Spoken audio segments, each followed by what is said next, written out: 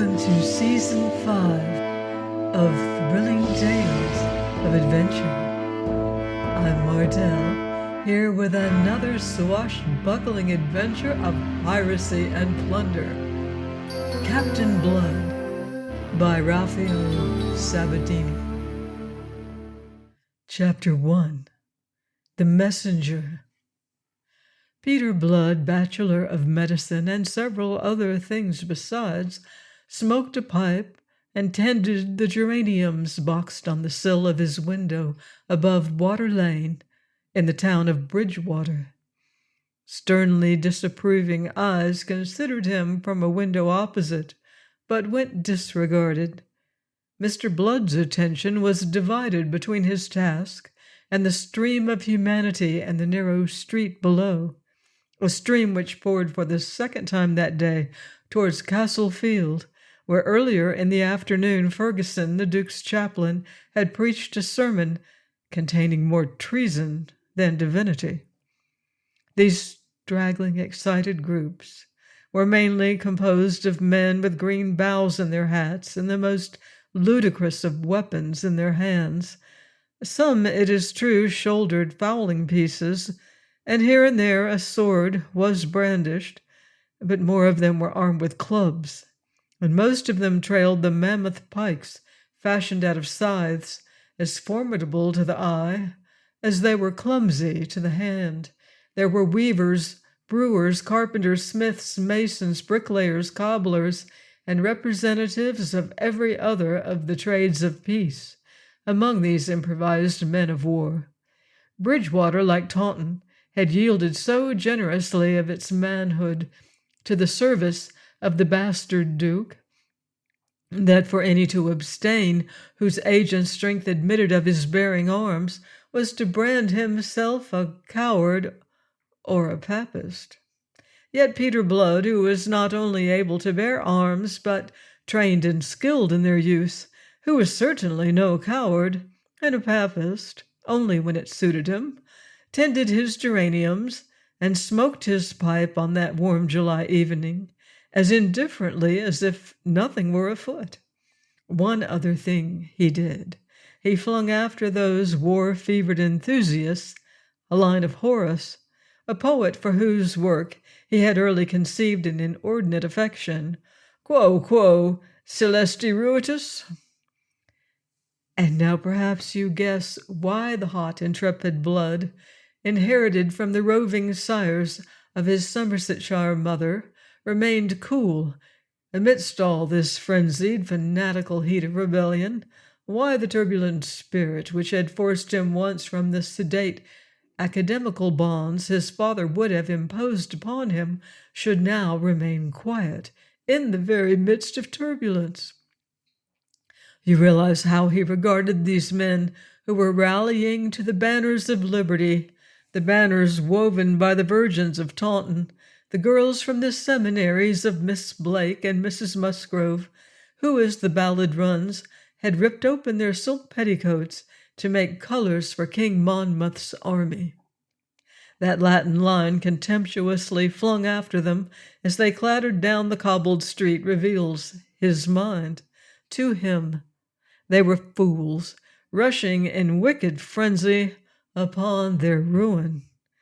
You see, he knew too much about this fellow Monmouth and the pretty brown slut who had borne him to be deceived by the legend of legitimacy, on the strength of which this standard of rebellion had been raised. He had read the absurd proclamation posted at the cross at Bridgewater, as it had been posted also at Taunton and elsewhere, setting forth that upon the decease of our sovereign Lord Charles II, the right of succession to the crown of England, Scotland, France, and Ireland, with the dominions and territories thereunto belonging, did legally descend and devolve upon the most illustrious and high-born Prince James, Duke of Monmouth, son and heir apparent to the said King Charles II.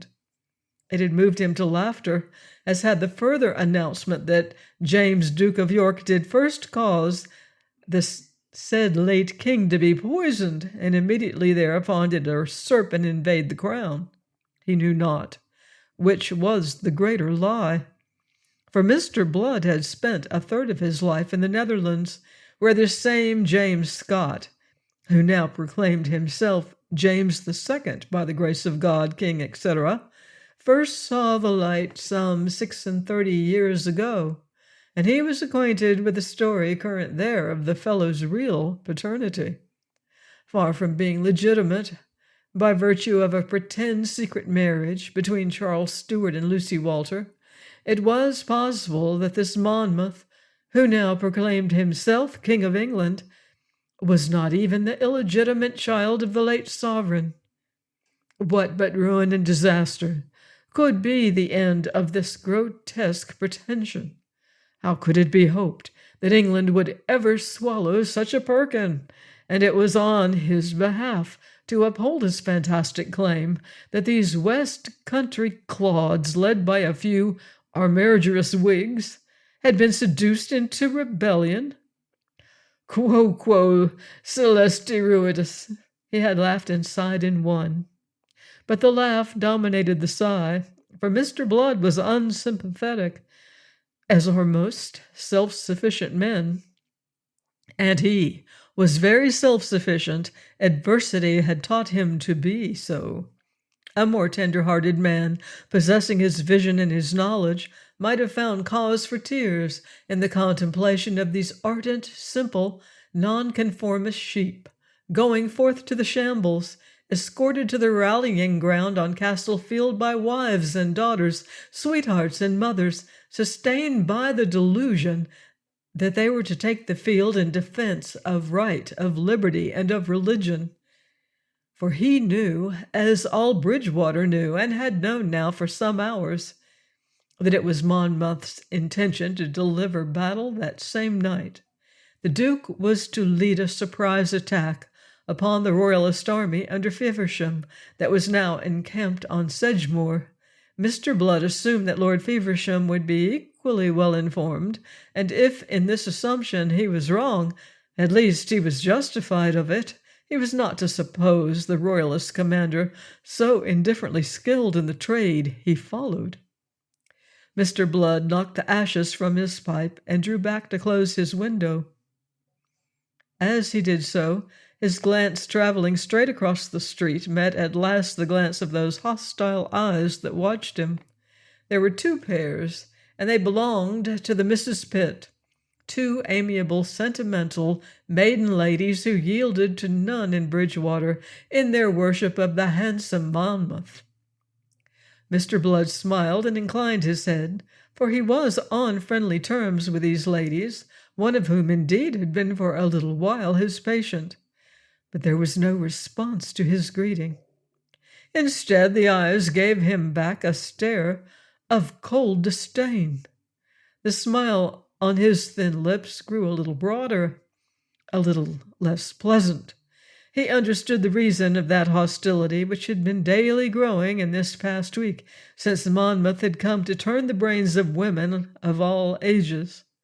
The Misses Pitt, he apprehended, condemned him that he, young and vigorous man of a military training which might now be valuable to the cause, should stand aloof, and that he should placidly smoke his pipe and tend his geraniums on this evening of all evenings, when men of spirit were rallying to the Protestant champion, offering their blood to place him on the throne where he belonged.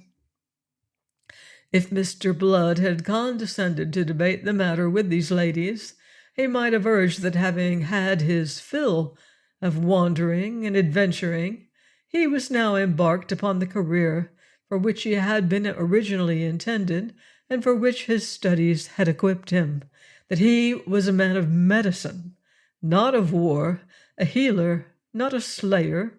But they would have answered him, he knew, that in such a cause it behooved every man who deemed himself a man to take up arms. They would have pointed out that their own nephew, Jeremiah, who was by trade a sailor, the master of a ship, which by ill chance for that young man had come to anchor at this season in Bridgewater Bay, had quitted the helm to snatch up a musket in defense of right. But Mr. Blood was not of those who argue, as I have said. He was a self-sufficient man. He closed the window, drew the curtains, and turned to the pleasant, candle-lighted room and the table on which Mrs. Barlow, his housekeeper, was in the very act of spreading supper. To her, however, he spoke aloud his thought. "It's out of favor I am with the vinegary virgins over the way." He had a pleasant, vibrant voice whose metallic ring was softened and muted by the Irish accent which in all his wanderings he had never lost. It was a voice that could woo seductively and caressingly or command in such a way as to compel obedience. Indeed, the man's whole nature was in that voice of his. For the rest of him, he was tall and spare, swarthy of tint as a gypsy, with eyes that were startlingly blue in that dark face and under those level black brows. In their glance, those eyes, flanking a high-bridged, intrepid nose, were of singular penetration and of a steady haughtiness that went well with his firm lips. Though dressed in black, as became his calling, yet it was with an elegance derived from the love of clothes that is peculiar to the adventurer he had been, rather than to the staid medicus he now was. His coat was of fine camlet, and it was laced with silver. There were ruffles of Mechlin at his wrists, and a Mechlin cravat encased his throat. His great black periwig was as sedulously curled as any at Whitehall. Seeing him thus, and perceiving his real nature, which was plain upon him, you might have been tempted to speculate how long such a man would be content to lie by in this little backwater of the world into which chance had swept him some 6 months ago, how long he would continue to pursue the trade for which he had been qualified himself before he had begun to live. Difficult of belief though it may be, when you know his history, previous and subsequent, yet it is possible that, but for the trick that fate was about to play him, he might have continued this peaceful existence, settling down completely to the life of a doctor in the Somersetshire haven. It is possible, but not probable.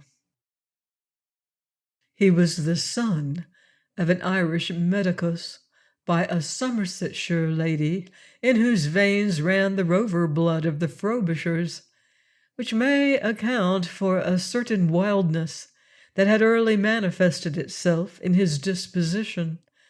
This wildness had profoundly alarmed his father, who for an Irishman was of a singularly peace-loving nature.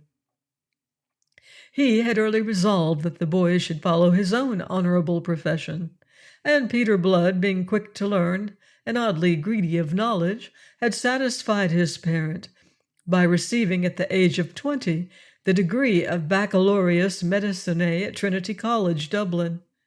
His father survived that satisfaction by 3 months only. His mother had then been dead some years already. Thus Peter Blood came into an inheritance of some few £100, with which he had set out to see the world and give for a season a free rein to that restless spirit by which he was imbued. A set of curious chances led him to the service with the Dutch, then at war with France, and a predilection for the sea made him elect that this service should be upon that element. He had the advantage of a commission under the famous de Ruyter, and fought in the Mediterranean engagement in which that great Dutch admiral lost his life.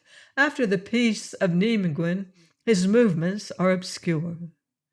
But we know that he spent 2 years in a Spanish prison, though we do not know how he contrived to get there. It may be due to this that upon his release he took his sword to France, and saw service with the French in their warring upon the Spanish Netherlands. Having reached at last the age of 32, his appetite for adventure surfeited. His health having grown indifferent as the result of a neglected wound, he was suddenly overwhelmed by homesickness. He took ship from Nantes with the intent to cross to Ireland, but the vessel, being driven by stress of weather into Bridgewater Bay, and Blood's health having grown worse during the voyage, he decided to go ashore there, additionally urged to it by the fact that it was his mother's native soil. Thus, in January of that year, 1685, he had come to Bridgewater, possessor of a fortune that was approximately the same as that with which he had originally set out from Dublin 11 years ago. Because he liked the place, in which his health was rapidly restored to him, and because he conceived that he had passed through adventures enough for a man's lifetime, he determined to settle there and take up at last the profession of medicine from which he had with so little profit broken away. And that is all his story, or so much of it as matters up to that night. 6 months later, when the Battle of Sedgemoor was fought, deeming the impending action no affair of his, as indeed it was not, and indifferent to the activity with which Bridgewater was that night agog, Mr. Blood closed his ears to the sounds of it, and went early to bed. He was peacefully asleep long before 11 o'clock, at which hour, as you know, Monmouth rode, but with his rebel host, along the Bristol road, circuitously to avoid the marshland that lay directly between himself and the royal army. You also know that his numerical advantage, possibly counterbalanced by the greater steadiness of the regular troops on the other side, and the advantages he derived from falling by surprise upon an army that was more or less asleep, were all lost to him by blundering and bad leadership before he was ever at grips with Feversham. The armies came into collision in the neighborhood of 2 o'clock in the morning. Mr. Blood slept undisturbed through the distant boom of cannon, not until 4 o'clock, when the sun was rising, to dispel the last wisp of mist over that stricken field of battle, did he awaken from his tranquil slumbers.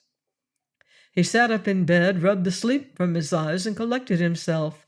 Blows were thundering upon the door of his house, and a voice was calling incoherently. This was the noise that had aroused him. Conceiving that he had to do with some urgent obstetrical case, he reached for the bedgown and slippers to go below. On the landing, he almost collided with Mrs. Barlow, new risen and unsightly, in a state of panic. He quieted her cluckings with a word of reassurance, and went himself to open. There, in slanting golden light of the new-risen sun, stood a breathless, wild-eyed man and a steaming horse. Smothered in dust and grime, his clothes in disarray, the left sleeve of his doublet hanging in rags, this young man opened his lips to speak, yet for a long moment remained speechless. In that moment, Mr. Blood recognized him for the young shipmaster, Jeremiah Pitt, the nephew of the maiden ladies opposite, one who had been drawn by the general enthusiasm into the vortex of that rebellion.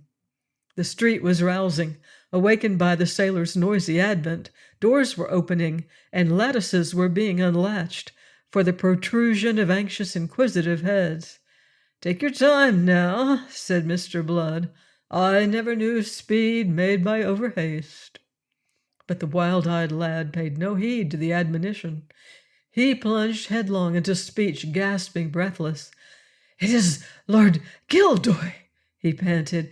"He is sore wounded at Oglethorpe's farm by the river. I bore him thither, and he sent me for you. Come away, come away."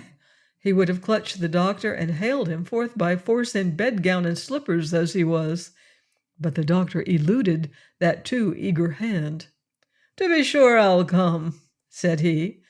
He was distressed. Gildoy had been a very friendly, generous patron to him since his settling in these parts, and Mr. Blood was eager enough to do what he now could to discharge the debt, grieved that the occasion should have arisen, and in such a manner, for he knew quite well that the rash young nobleman had been an active agent of the Duke's. "To be sure I'll come, but first give me leave to get some clothes and other things that I may need." "There's no time to lose," Be easy now, I'll lose none, and I tell ye again, you'll go quickest by going leisurely. Come in, take a chair." He threw open the door of the parlor. Young Pitt waved aside the invitation. "I'll wait here. Make haste, in God's name." Mr. Blood went off to dress and to fetch a case of instruments. Questions concerning the precise nature of Lord Gildoy's hurt could wait until they were on their way. Whilst he pulled on his boots, he gave Mrs. Barlow instructions for the day, which included the matter of a dinner he was not destined to eat. When at last he went forth again, Mrs. Barlow clucking after him like a disgruntled fowl, he found young Pitt smothered in a crowd of scared, half-dressed womenfolk, mostly women, who had come hastening for news of how the battle had sped. The news he gave them was to be read in the lamentations with which they disturbed the morning air. At sight of the doctor, dressed and booted, the case of instruments tucked under his arm, the messenger disengaged himself from those who pressed about, shook off his weariness and the two tearful aunts that clung most closely, and seizing the bridle of his horse, he climbed to the saddle. "Come along, sir," he cried. "Mount behind me." Mr. Blood, without wasting words, did as he was bidden. Pitt touched the horse with his spur. The little crowd gave way, and thus upon the crupper of that doubly laden horse, clinging to the belt of his companion, Peter Blood set out upon his odyssey. For this Pitt, in whom he beheld no more than the messenger of a wounded rebel gentleman, was indeed the very messenger of fate.